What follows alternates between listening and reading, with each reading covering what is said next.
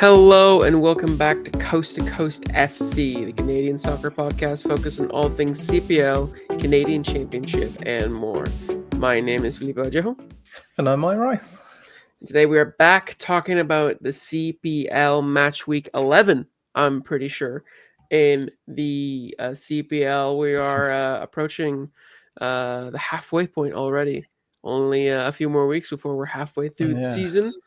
And this weekend we saw quite a number of goals. Obviously, there's always some controversy as well that we'll chat about, especially with penalties, and some fun news about CPL across the world, and former players playing in certain matches.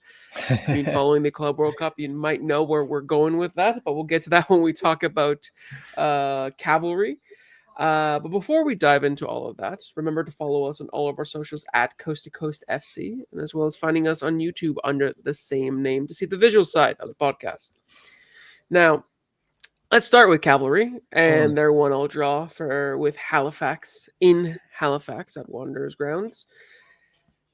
It was a match that saw only 2 goals, but I think a lot to take away from the match itself. I think for Halifax had been undergoing a bit of a tough spot recently after a really bright start to the season. They lost back-to-back games against both 905 sides, Forge and York. So they went into this match, back at home after being away for those 2 losses, looking to get a result against a direct rival in Cavalry. They're so close for points prior to this match. We talked about it last time that if Halifax want to, fight with the likes of Ottawa, they have to beat the likes of Ottawa, Forge, and Cavalry when they lost against Forge last week. And so this was a big match for them because they needed to try to get some momentum as they start to go and face teams in the bottom half of the table. And safe to say, the way that they started, Mike, was really, really positive. It felt like Patrice Geyser knew what to expect of Cavalry, knew how physical they were going to be right out of the gate, and I think challenged his team to meet them and surpass them in that. And it really felt like the way that they were pressing, they knew that Cavalry had some injuries and were like trying different things out in defense and started pressing really strong from the front. Thiago Coimbra, who got the goal, which we'll talk about in a bit, was really, really good in the press, I think, as well as Telfer and Probo and Bahambula and everybody. I thought that they were really, really strong in the way that they pressed from the front and just were out. Like, it is a tough task to be more physical than Cavalry, who are arguably the most physical side in the league, but they were doing that in the first half. And I think, going into the break, I think Patrice Geyser must have been very, very content with how his team played in that first half because they pretty much did everything right. Yeah, although it could have started pretty badly, couldn't it, with a little woeful back pass from TMG and Camargo's bursting through. But yeah, it seemed to go down very easily. I think the way if there was a bit of connection, I don't know, I can't remember exactly, but the way he kind of pulls out of it a bit. He kind of you can see Yesley pulls out, so if there's contact and it's very minimal, I think Yesley did enough to be like Camargo does is very it's very dramatic. You're not going to get that. No, but yeah, they responded well. They didn't let that get to them because like you're saying, they needed to come back and try and sort of show where they are against the big teams after losing the Forge last week. You don't want to go on a run of 2 games against your rivals, 2 games in a row, do you? So, to fight back straight away and a quick counter to get Coimbra through.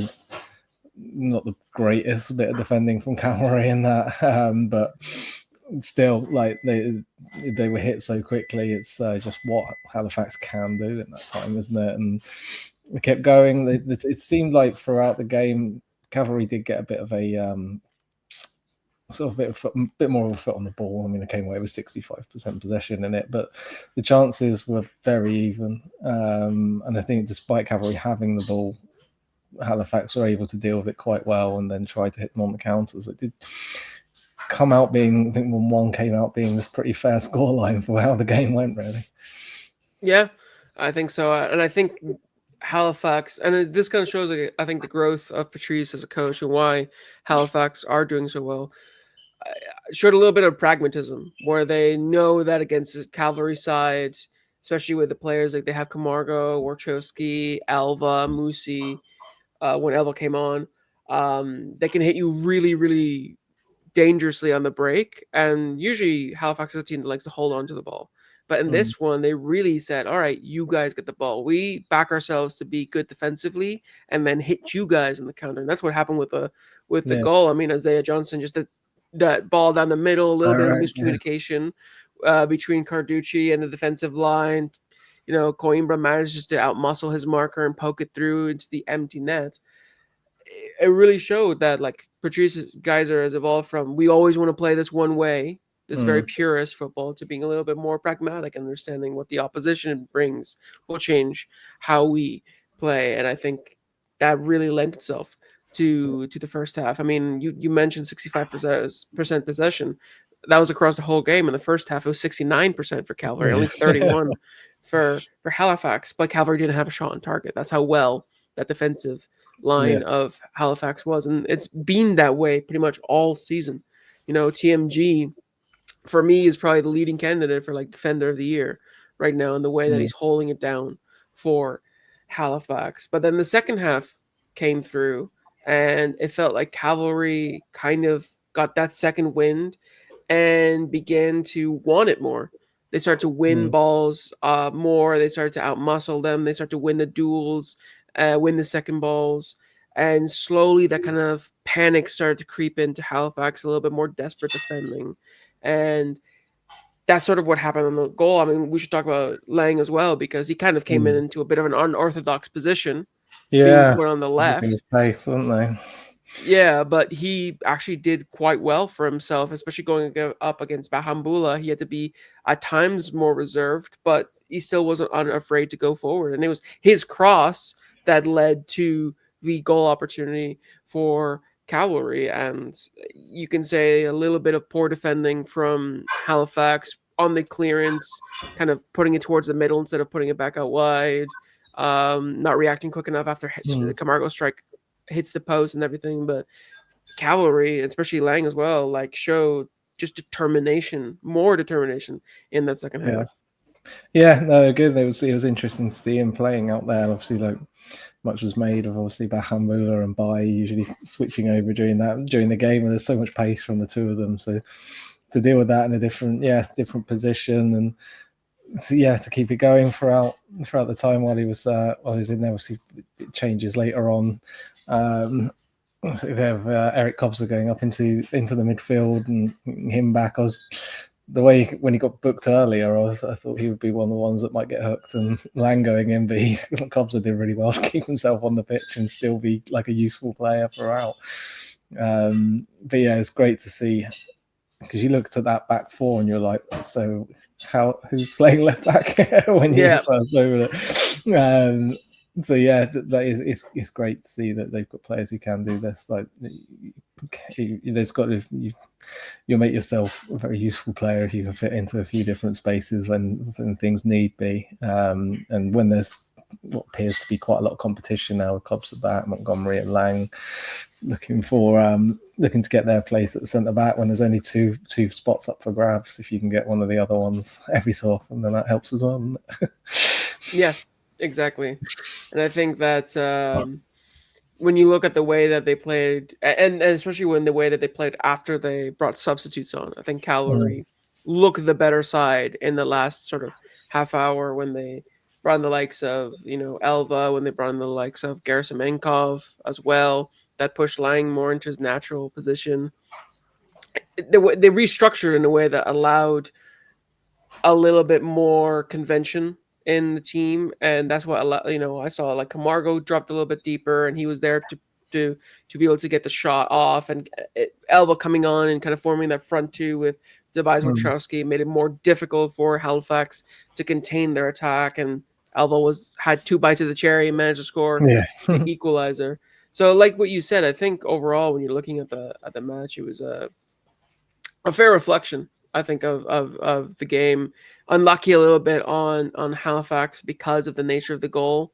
Still a lot of positives, I think, for Yeah. Halifax to come off of it. Again, I'm really liking this evolution with Patrice Geyser, where he still has a sense of identity, obviously, in the team, but he's willing to change and adapt based on the situations Yeah. that he's playing in. And I think that's it. There's no coincidence why Halifax is doing much better at the start of the season this year than they did last year.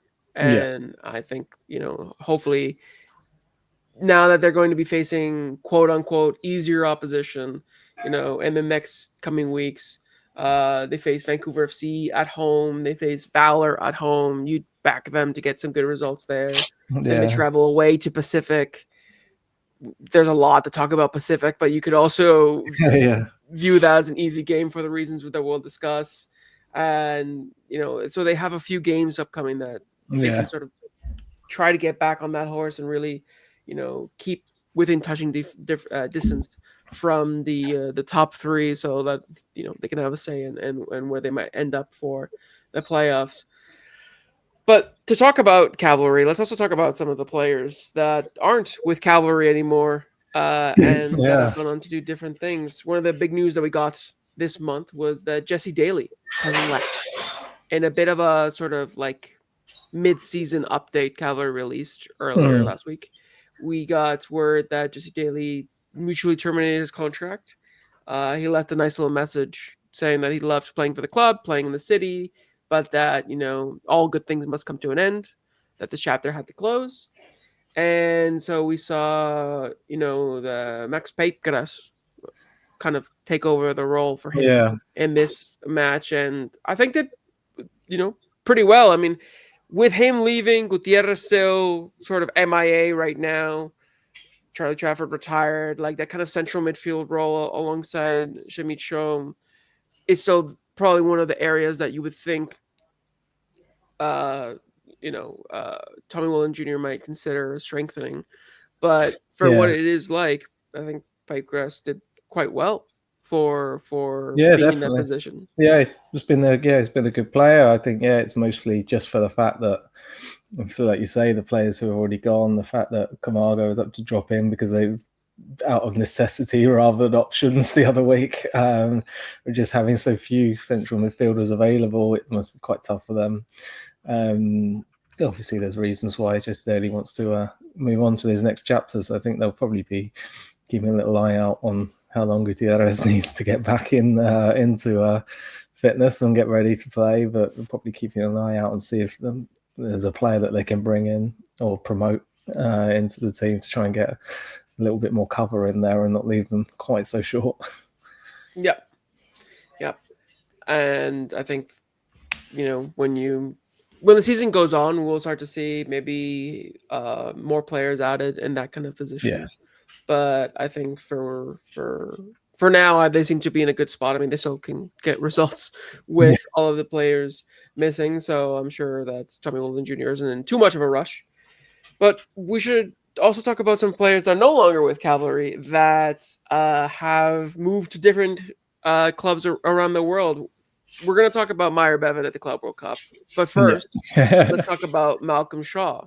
He moved to Galway United in Ireland. And I don't know if people saw the announcement video that they did, but it was a very Malcolm in the Middle-esque kind of announcement using actual footage from Malcolm in the Middle and using the theme song to Malcolm in the Middle.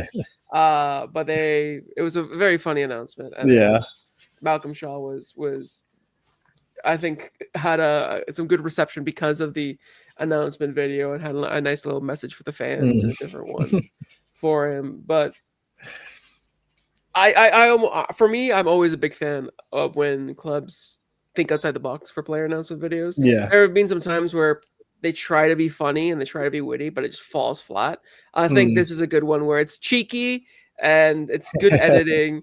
And like for those that know Malcolm Shaw, I think it is a very funny announcement video. Yeah, it's good for anyone who wants to go and find some other ones. I think Burnley in the recently promoted back to the Premier League. We've done a few ones over the last couple of seasons with some of their signings worth checking out. But it's nice to see Malcolm Shaw get back out on the pitch again. I think there's been a bit of a mid-season sort of break in Ireland, but yeah, rejoining Moses Dyer up front. So the new CPL strike force up there at Galway, and former Eddie Janot Asua is there now. So I guess this is our new Irish team that we're back in. Yep. We'll have to bring future updates on how they're going. We'll have to, get a bit of a campaign around Canada to back Galway United. I think they need it. I think they're 7th out of 10 at the mid-season point. So, let's get some support. Yeah, exactly.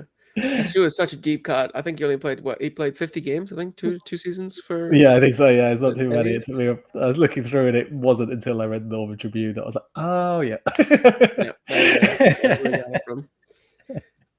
But yeah, let's also talk about Meyer Bevan. Now this is how you know that sometimes the world works in some wondrous ways, because I never thought I'd see the day that CPL Golden Boot winner, former Cavalry striker Meyer Bevan, would go face to face and compete against Harry Kane in a competitive match.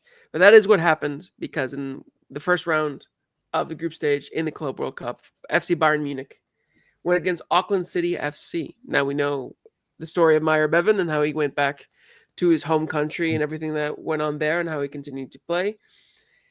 Now, for those who don't know, Auckland City isn't like a fully professional team. They have a bunch of semi-pros, people that have day jobs, and they had to go, or full-time employment. A lot of guys are full-time. There's a lot of chat with some of them where it's they're talking about how do you get yourself fit, like how do you get yourself ready, and it's like, well, get up at 5 a.m, go to the gym for an hour, get ready, my breakfast, go to work, come back, do training, go to sleep at 9 so I can get up again at 5. That's every day. It's crazy how people are. I had some of the players that juggle part-time or full-time jobs whilst training for the Club World Cup. I mean, it's an incredible story. And I think, most people, if not all people, would have backed Bayern Munich to beat them. Yeah, I've been that.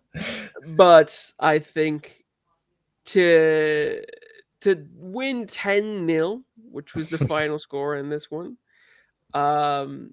you might say is a little harsh. You might think that Bayern Munich took it too seriously and didn't pull their punches. I don't think Thomas Muller's letting him hold on. No, when he scored the 9th or the 10th goal and started screaming, celebrating, you can call that German efficiency. And they never let up in the way that they do things. But if you take it into context, Bayern Munich, they usually play an amateur side in preseason. And I think in the last 3 years that they've done it, every scoreline has been double digits. Yeah. And I think 2 out of the 3 scorelines have reached 20 goals. So if you think about it, not bad. Auckland City actually did pretty well against a full-strength Bayern Munich. A couple of chances through in the end, didn't they? Shots at goal, and it's it's just insane, the difference. So what an experience for them, I guess. I mean, they've got Boca and Benfica coming up. And when you're booking this, because obviously they've all had to take off time from work. Some are taking, like a lot of them have said, well, I haven't got enough holiday, so I've had to take unpaid leave to be over here. I'm assuming they've all booked just for the group stage and they're not anticipating. It's like, I've booked the whole time off. I'm staying. We're going for it. I mean, some people might use it as a vacation, be like, I'm in the US for a while. I don't know why you would right now, but maybe they did.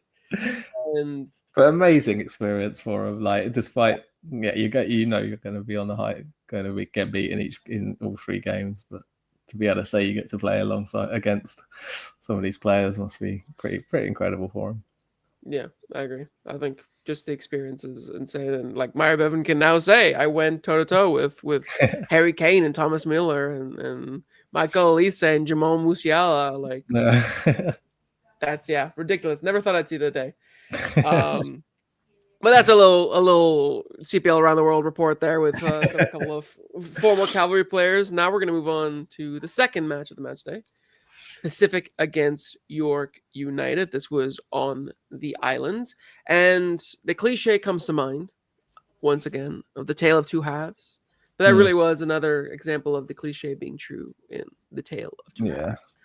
Because first half, Pacific went into the break with a 1-0 lead and feeling pretty confident. I think for the most part, they were the better side in the first half and deserved the lead. And biggest thing for them was that they finally broke their scoreless streak. They went so long without it. I think they went. I'm trying to 4 games. Is it? 4 games? Yeah, 4 games without scoring a goal, and they finally broke that. And now going into the break, that kind of momentum, that kind of confidence, you'd think the Pacific would go into the second half preparing to, have a little bit more composure in the game. But no, that was not the case. Second half, it was all York United. Later, I was talking to Alex Gonge-Ruzek, who was on the island for that match and then went to Vancouver FC, and we met up there. Talked about how apparently Mauro just told his players, just relax. Just you're playing too anxious. You're overthinking. Just relax, play your way. Seemed that was enough because second half they came out and scored 3 unanswered goals and stole all 3 points right under Pacific FC's noses. No, they were excellent in the second half. Yeah, I mean, Pacific. Yeah, it's just get rattled too easily. There seems to be a real lack of sort of leadership in the like on the field. When you've lost Didic 1 year, TMG the next year, the players who've come in have been decent players, but it doesn't look like there's someone on the field that's like controlling what's happening, keeping players organized, keeping their heads. Like you can just see that there's an issue there where there's not someone sort of like making sure that they're keeping to their game plan, and panic just sort of sets in and they start chasing shadows. And if a team comes at them with a bit of confidence, then it's just really difficult to watch at times for them because you feel quite bad because they show good parts like the first half. Like you say, and Dom's a really good player and got his goal. He's been a useful player, but there's just no one in that starting lineup that you can see that's really leading, unfortunately, at the moment. Yeah, and that's, I mean, the story of the season so far for Pacific is just their goal scoring woes. But I think one thing that has to be said as well is, like, usually the last few seasons they haven't been able to score goals, but they've had one of the best defenses in the league.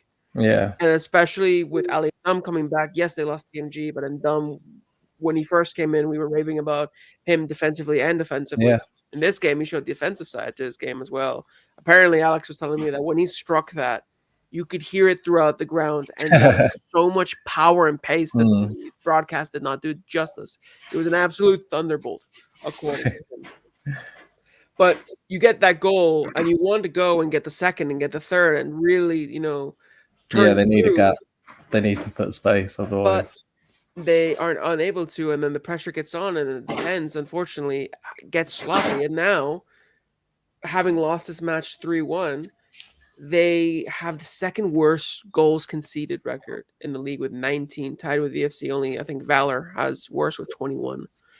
And still have the worst goals scored in the league with only 8 in 11 matches. So definitely the concern now is not just in the attack, but also in the defense. And there's obviously, there's a more nuanced situation on why that is and how connected both are. Because you don't score goals, you put pressure on the defense. And because the defense is leaking goals, you put more pressure on the attack, and the kind of vicious cycle that you get into. But just overall, it just feels like they are in a slump that is, I don't know how you can recover from it. Like, you just need a stroke of luck, a stroke of brilliance from somebody to be able to turn this around. in a similar way how Moses Dyer came in and revitalized the team just by scoring a few goals towards the end of last season. They kind of need something similar right now. But as things stand, comparing it to Valour and Vancouver, who we'll talk about later in the episode, they just seem the most hopeless between the bottom four sides right now, and I'm really, really concerned for them. Yeah, definitely. Like I say, they just look like they're looking around for someone else to take over. You've got leaders in the other two teams in Valour and Vancouver. You could spot a couple of players in there that are rallying their team and moving them and sort of getting things sorted. Whereas you can't pinpoint that in Pacific. And like you mentioned there last year, getting Moses Dyer, he's a big personality as well. He was getting players like, come with me, let's go and press, let's go and get a goal, like, and he was dragging players along with him on the press. Whereas now it seems to be trying to work to assist them quite individually. Yeah. And now Pacific are on a 5-game winless run, and when you're in a streak like that, they're not the only one, obviously, Vancouver and Valour. Yeah. But when you're in the kind where it's even hard to take positives from some of the games, there are periods where they play well, but then there are periods where they just completely lose it. And I'm looking at some of the players, and like you mentioned, it feels like there's a lack of leadership and of stepping up, but there shouldn't be, because you look at some of the players, you look at Ali and Dunn, you look at Josh Hurd, you look at Sean Young, you look at players that have been around.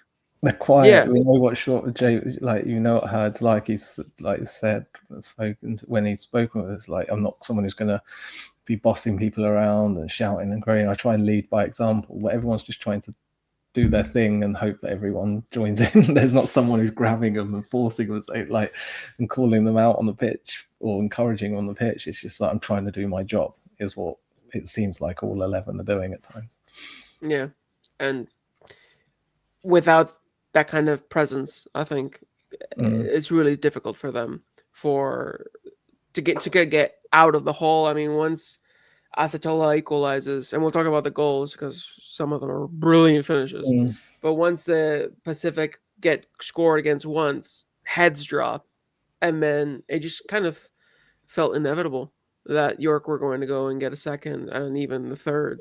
And Pacific didn't have a shot on target all of the second half. No. First half, they only had one, which was the goal.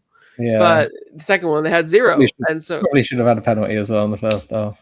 Yes, that is true. There was very much a huge penalty call. I think a clear penalty call that wasn't called on them on Toulé, which obviously, I mean, you can't point fingers at that and say that what happened, that might have changed the game, yada yada yada. I don't think you can hide behind. It's the second one, isn't it? In 2 weeks, or was it 2 weeks ago? I can't remember. There was one where, he sort of pushed down. I forget who it was. It was Bustos.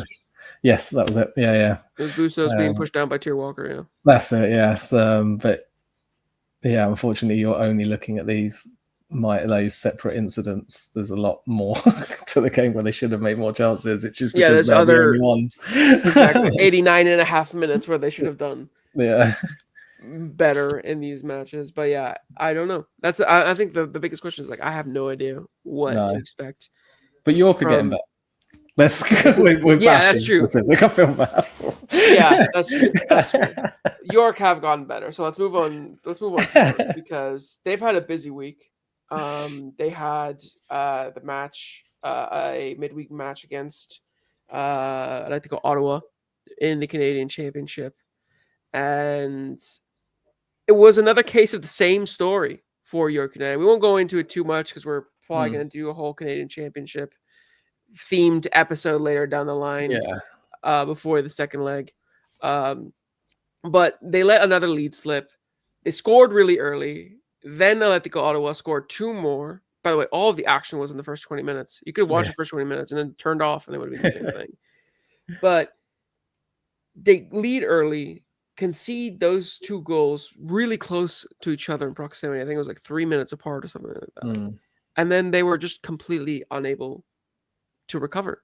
And it was another match where you think, what if, about York United, where we talk about a lot how they don't get results, yet they look good.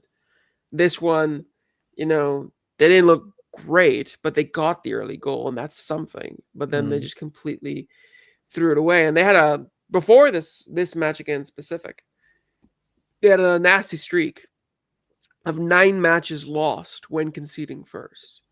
Mm. It was really, really telling.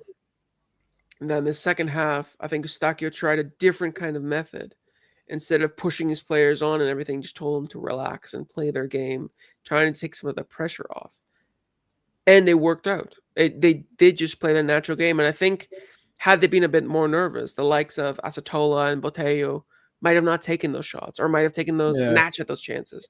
But because there was a sense of ease, I think, given by the manager, they were able to play just football and like enjoy it and play the way that they like to play.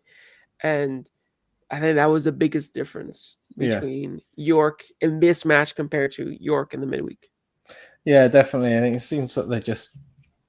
I mean, Pacific are a different opponent to Ottawa, obviously, but yeah, they just seem to be a little bit more, like you say, calm and relaxed about the game, and those sort of partnerships were linking up. Like the units were starting to work a bit well together, and we've seen it in games prior to this and throughout this season so far for York, where we say so often, oh, they play so well, but how have they not got a result out of this? And it's because, like, I think it's just while they're sort of building that squad and that philosophy and that system under Eustachio, it's not quite there yet, but you can see in games like this that okay, like they're getting it, they're understanding what they need to do, and if they could continue to build on it, then they could be a fantastic team the way they're playing. And this seems like what they're being asked to do really is what they're going to be good at. It really fits the players that he's brought in as well, and it's just getting that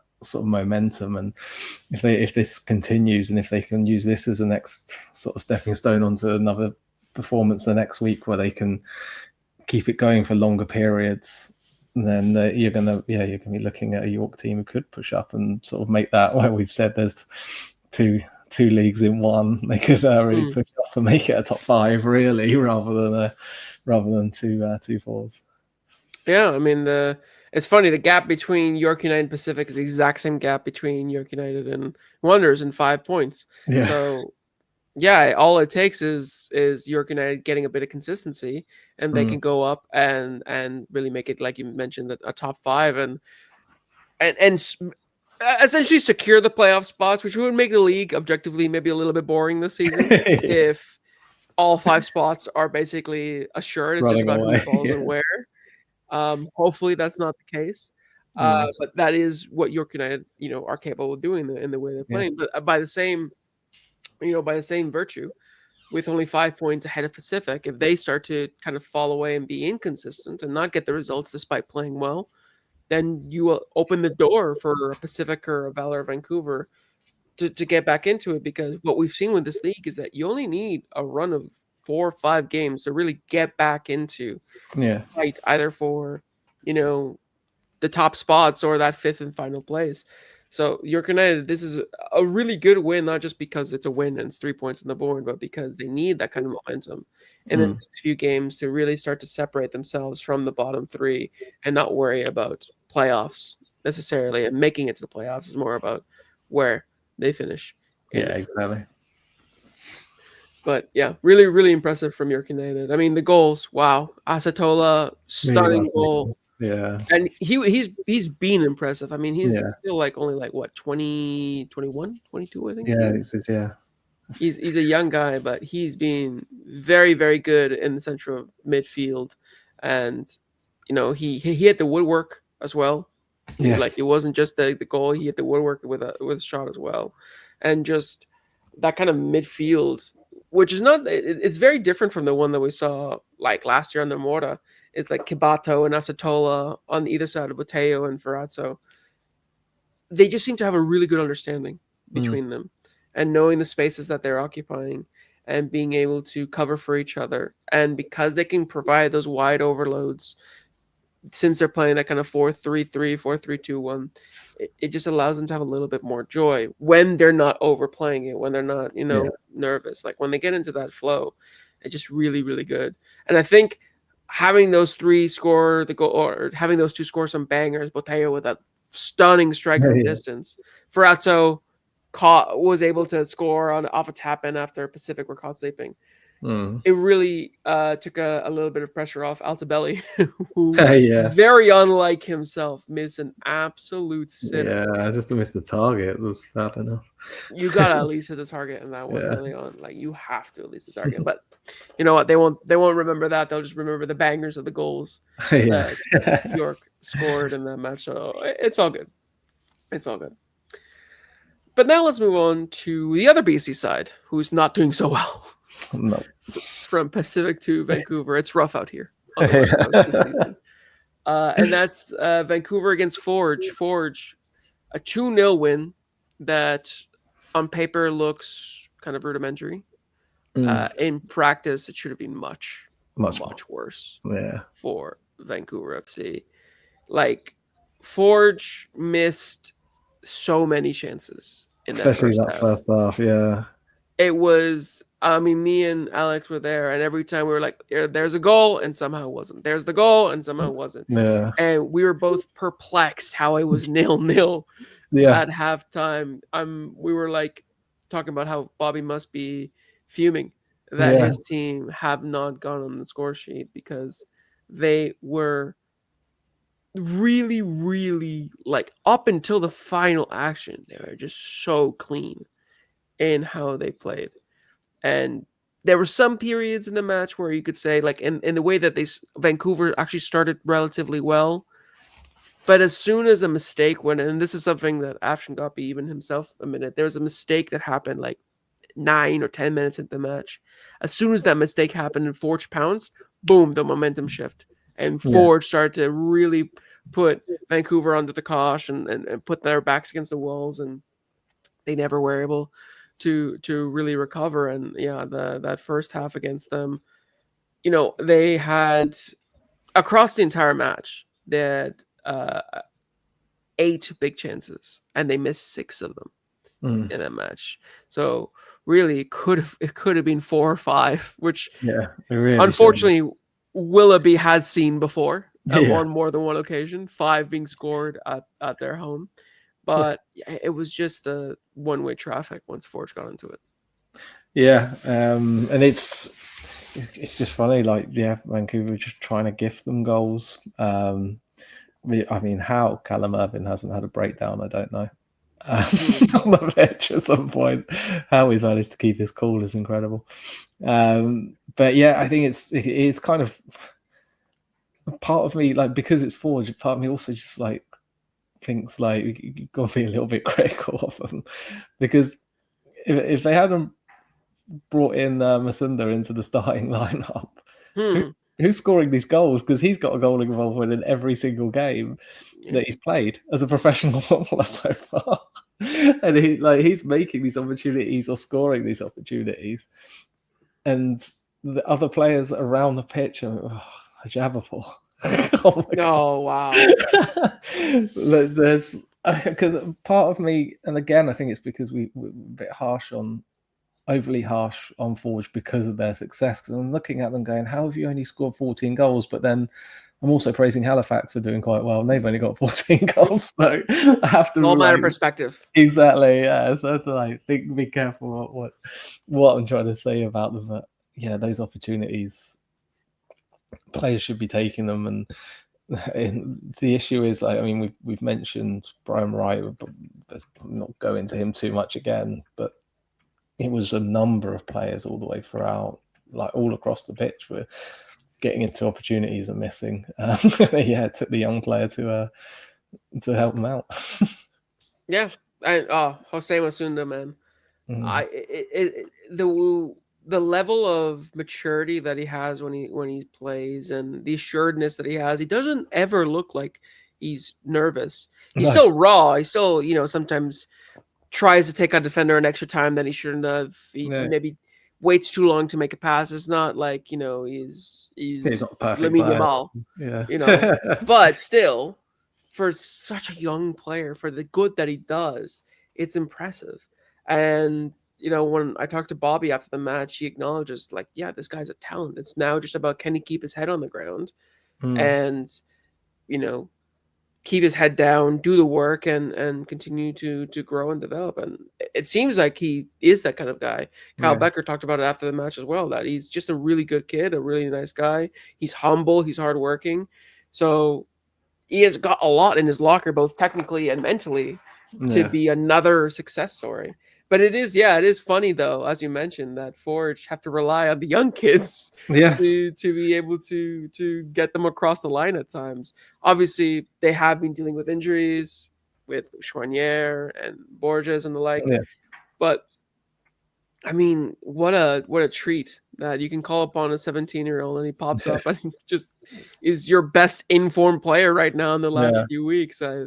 What a luxury to have from Forge, and now that makes 10 matches undefeated for Forge FC in the league. 5 wins, 5 draws. There was a period where I think they got 3 or 4 draws in a row where you're like, Yeah. they're not doing badly, but they're not doing great. They're back on the train now. They're forging right along, Yeah. and they're only 4 points behind Ottawa, but with a game in hand. So technically, you could say arguably 1 point Yeah. behind Score Ottawa. the goals you want. There's only that you can only get so many points. Exactly. And so for Forge, even though they might have not scored as many goals as Ottawa have, I mean Ottawa have what 20 something right 28. now. 28, so literally half. They might have scored half, but they're only 4 points Yeah. behind them with a game in hand. So it really is just Forge working on some of the minor things, and the fact that they're having this little bit of an injury crisis and being able to manage it by relying on these young. It's not just Massunda too. I mean, Kadeem Kane when he comes on, or Yeah. Kone when he comes on. Like these are the young guys that Bobby trusts that are performing and are rounding out this depth in the squad. Yeah, that's it. It's the first time I think that Ashinodi Johnson hasn't started when he's been fit for Forge. The first time, like first time he's on the bench, I think they were saying, and they've got these players coming through now where you just think, well, actually, that's still a really strong side. Like you can bring Bavuli into the centre of midfield and put Massunda in. You've got Kane and Kone coming in as well, like to replace and make these changes, even while missing Borges and Chouanier. Like this is a big strong squad that isn't. These aren't young players that they're throwing in for minutes. These are players who look set and ready. So, it's concerning for the league. Yeah, definitely. And I think the fact that you have these young players and still the veteran players performing so well. I mean, Kyle Becker. I feel like he drops 8 out of 10s every week to the point where it just goes unmentioned. Yeah. But it was another one today. He started a little bit deeper than he's used to because of the way that Bobby set up the midfield and the injuries. He started deeper, but he still was able to control the midfield. I mean, really, the way that he controlled the game, everything seemed to go through him when Forge were playing, and he made that kind of late run into the box, and he talked about how he was thinking that was the only side of his game that he was kind of missing lately. Made that late run into the box and was able to turn home the cross in from Massunda. That's just another testament to the kind of player that he is. And I think it's great that young players are there because they keep pushing the vets like him to keep up, to not get comfortable. Yeah, exactly. You have the next crop coming through, and just when you watch Kyle Becker and in matches like this especially, it's just you realize like this guy is consistently maybe not the most talented player in the league, but consistently just one of the best performing players in the league, because you rarely see him drop like a 5 or a 4 out of 10. He always is solid. At best, he is, unplayable, but at worst, he's usually just solid all the way through. Yeah, exactly. But now let's talk about Vancouver. Because Vancouver, I have a lot more to say about. Surprise, surprise. Like I mentioned at the beginning, they kind of started the game well. Just, trying to hold possession, trying not to give Forge too much by making mistakes, pressing relatively well. But as soon as they started to make mistakes and Forge started to get the upper hand, they couldn't hold on to the ball at all. They couldn't make 4 or 5 passes. They No. couldn't win their duels. It was everything became just like everything was falling apart. Like Forge pulled one thread and it all became unmade. Mm. And it's just another side of Vancouver that we've seen throughout the seasons where they just lack concentration, they lack stability, and I think it has to do, and even Afshin Gabi admitted it has to do with the lack of leadership in the outfield players. Because you have Callum Irving, who's a fantastic leader, but he can only do so much from Yeah, goalkeeping exactly. Well, vocally. when he's having to make a save every 6 minutes, it's like you don't get a chance to get open as well. Exactly. So you're missing that. And to be fair, they have brought in some players like that, like Nicholas Mosqueda, but when he's injured, and like Aidan O'Connor, who's on loan from MLS, when he's injured, who do you have to step up?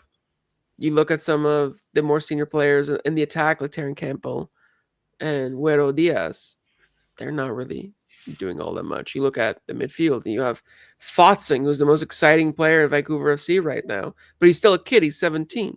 Yeah, You need players around him to help him out more instead of relying on him to produce. So it really feels like Vancouver just.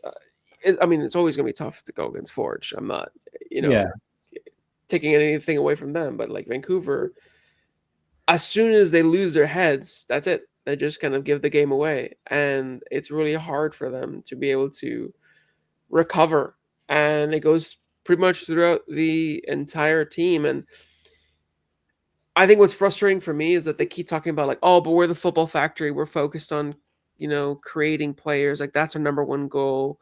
And then it's about the league. And then it's about position. And then it's about results. The frustrating part is how like are the kids gonna develop maybe that mental side of the game when every time the heads drop, that's it, the game is lost. They don't yeah. understand And the also, resiliency behind it. yeah, and also it seems mad. Like, yeah, Fotzing's having a great start to the season, but TJ he barely played. Hmm.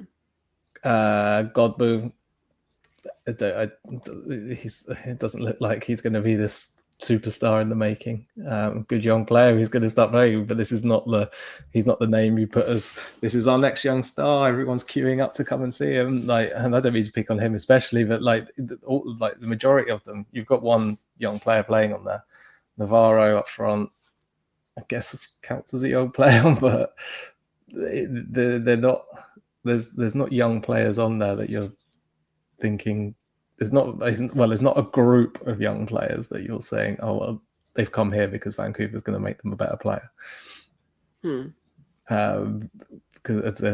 So yeah, I find it a bit of I think Vancouver are still early days as a club, being a bit lost as to what what they would like to do as compared to what they're actually doing. Yeah, exactly. And I think that can be summarized in many different ways, but one of the ways that I think we should talk about is obviously in their goal scoring ways. Neither BC side likes to score goals, apparently. This season, I don't know what it is. Maybe it's just a nice weather. They don't want to exert themselves too much to try to score these goals. But Vancouver FC right now, when you're looking at the stats, I mean, they've scored 9 goals in 10 matches, the same as Valour, and technically one more than Pacific. But you compare that to the other 5, and they're way behind the mark of these other teams. And when you have the 2 leading goal scorers in CPL history at your disposal, and neither of them are your top goal scorer. Instead, it's Nicholas Mosqueda and Emmerich Fotzing with 2 goals. That has to ring alarm bells. Yeah. Especially when you have both of them on the pitch, and Hoce Navarro, three strikers on the pitch, and you have no shots on target across 90 minutes. Yeah. I mean, that's just it's just mind-boggling. Alejandro Diaz, we don't even know if he's going to stick around. His second loan ends at the end of the month. That might have been his last home game. You lose him, and then suddenly you only have really Terrence Campbell to rely on as a quote unquote reliable striker. It's just I don't know. It's a real struggle right now to see where these goals are coming from in the attack.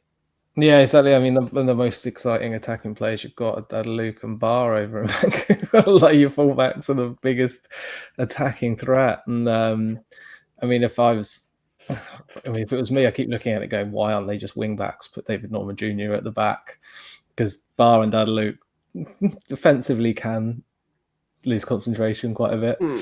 Put him as a wing back, then there's a little bit of the pressure taken off, and they can carry on being attacking because Diaz, Campbell, and another striker, because that's rotated a couple of times, isn't it? I forget the guy started over against Valour. It's not working. Having three centre forwards isn't working. So they need to do something else because I don't know if they're expecting supply from places it's not coming from or what. I don't know, but yeah, this whole system doesn't seem like it's suited to the players they got. No, and is the whole system, maybe the whole philosophy. I don't know. It's yeah. I feel like when I go to these games, I leave the game scratching my head more often than not about the direction the team is going, about the short-term goals that they have, how they benefit the long-term goals that they have, and what they consider success.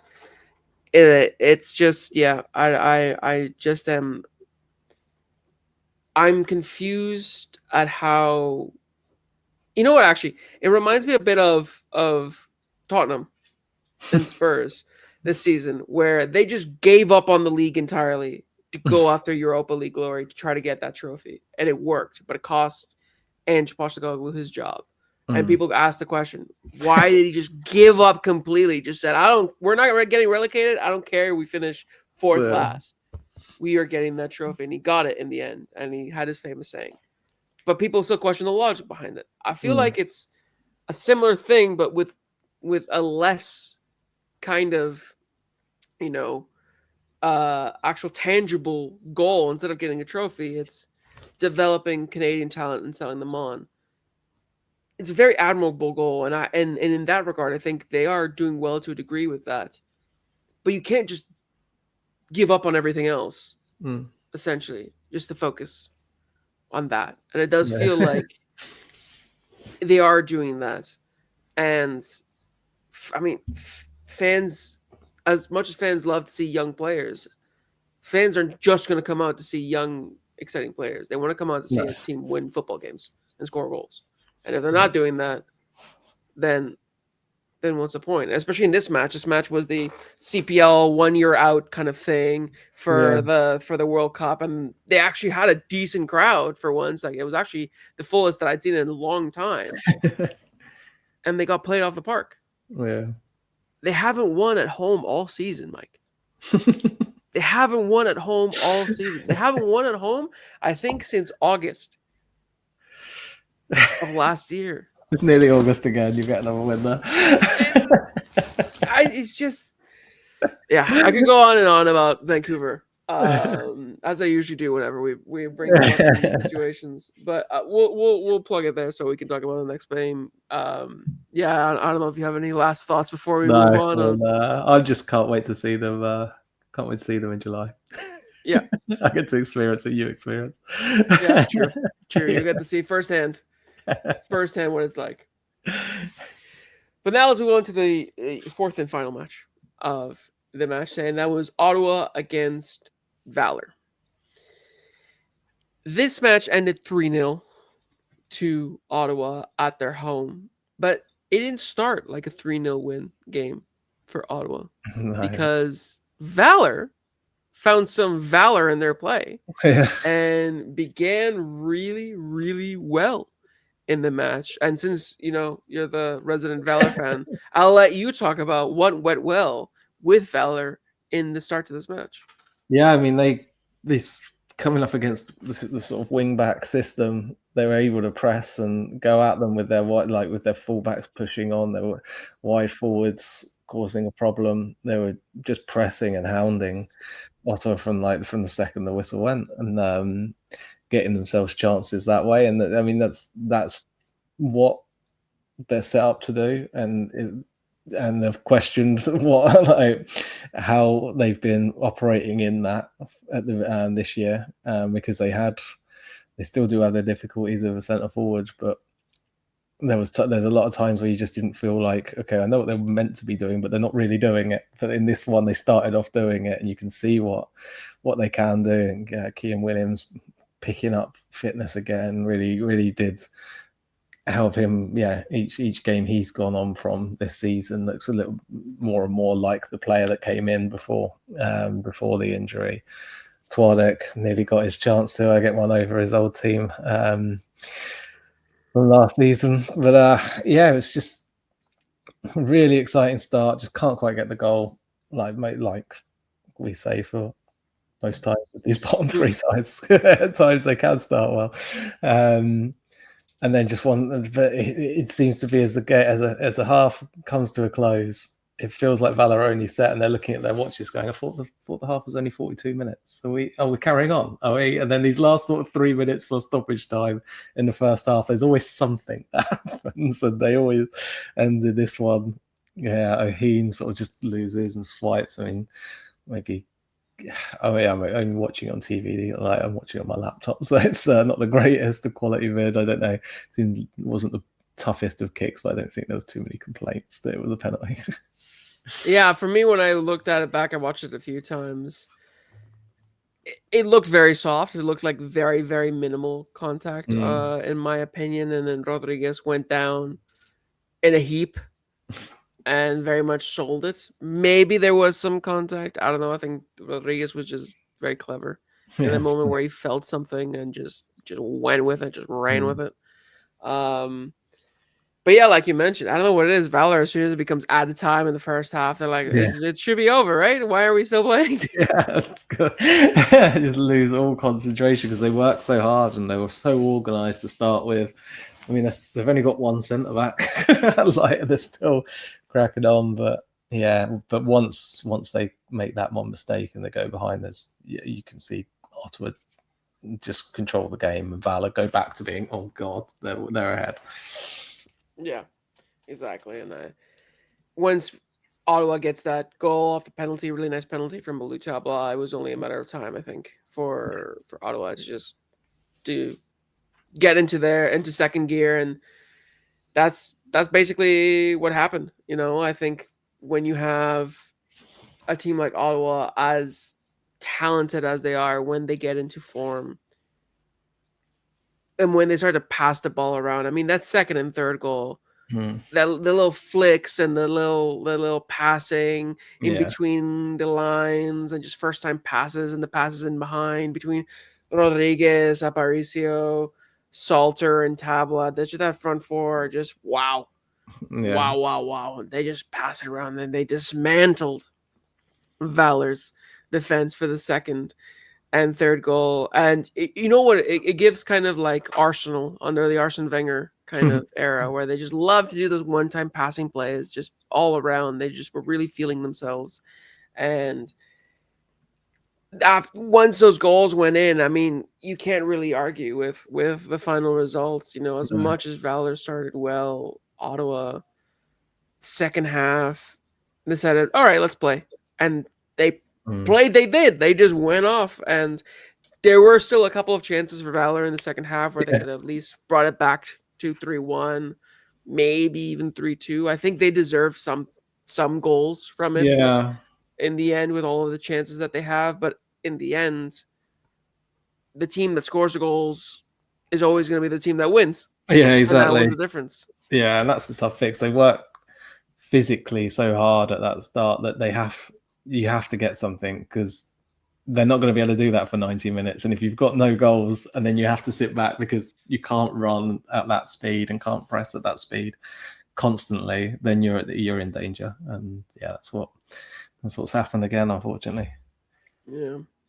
And Ottawa, I think it's safe to say that they're back to strong form after the little 3-game slump where they drew twice and lost once. Mm. They've gotten 3 wins in all comps in their last 3 games, 2 in the CPL, and obviously that one against York United in the Canadian Championship. And once again, they might not be the best team across 90 minutes, but when they're on top, they're unstoppable. Yeah.